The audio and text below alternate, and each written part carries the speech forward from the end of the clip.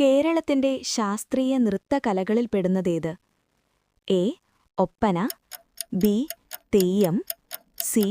Mohiniyattam, D. Kolattam. ശരിയുത്തരം C. Mohiniyattam. കഥകളിയിൽ കഥാപാത്രങ്ങളുടെ സ്വഭാവം കാണിക്കാൻ ഏറ്റവും പ്രധാനമായി ഉപയോഗിക്കുന്നത് ഏത്? എ. സംഗീതം, ബി. മുഖഭാവങ്ങൾ, സി. വേഷവും വർണ്ണങ്ങളും, ഡി. കയ്യടികൾ. ശരിയുത്തരം സി. വേഷവും വർണ്ണങ്ങളും. വടക്കൻ കേരളത്തിൽ കൂടുതൽ പ്രചാരത്തിലുള്ള ദൈവാരാധനാ കല ഏത്? A. Thiruvathira, B. Theyyam, C. Margamkali, D. Oppana. ശരിയുത്തരം ബി. തെയ്യം. സാമൂഹ്യ വിമർശനവും ഹാസ്യവും ഉൾക്കൊള്ളുന്ന കലാരൂപം ഏത്? ഓപ്ഷനുകൾ: A. Kathakali, B. Thullal, C. Mohiniyattam, D. Oppana. ശരിയായ ഉത്തരം ബി. തുള്ളൽ.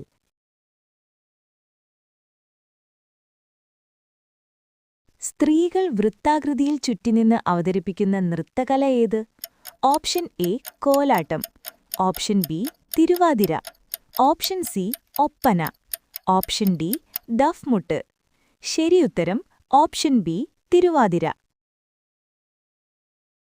ക്രൈസ്തവ സമുദായത്തിന്റെ പരമ്പരാഗത കലാരൂപം ഏത്?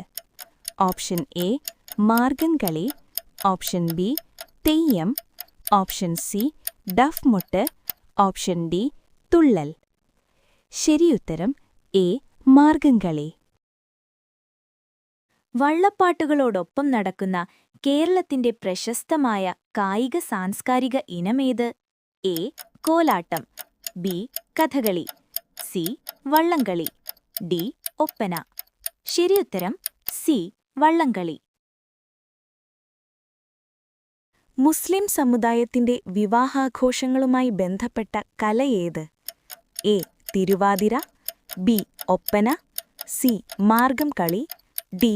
കഥകളി. ശരിയുത്തരം ബി. ഒപ്പന.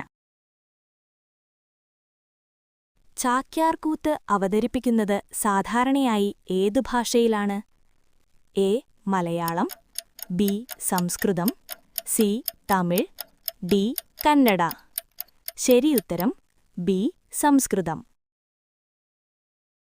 കേരളീയ കലാരൂപങ്ങളിൽ മുഖവേഷവും ശരീരാഭരണങ്ങളും ഏറ്റവും വിപുലമായി ഉപയോഗിക്കുന്നത് ഏത്? ഒപ്പന, മോഹിനിയാട്ടം, കഥകളി, തിരുവാതിര. ശരിയുത്തരം സി. കഥകളി.